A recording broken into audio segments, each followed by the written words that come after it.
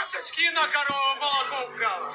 И у ясочки, и у козы Зоськи.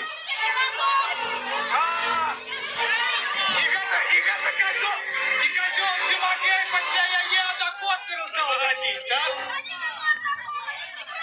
Так спалить яе треба. Полите давайте худшей. Полить, полить. Все давайте худшей полить.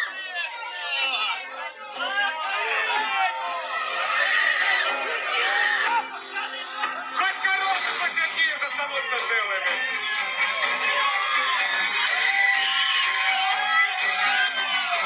А вы горы ясно, как мне сказала.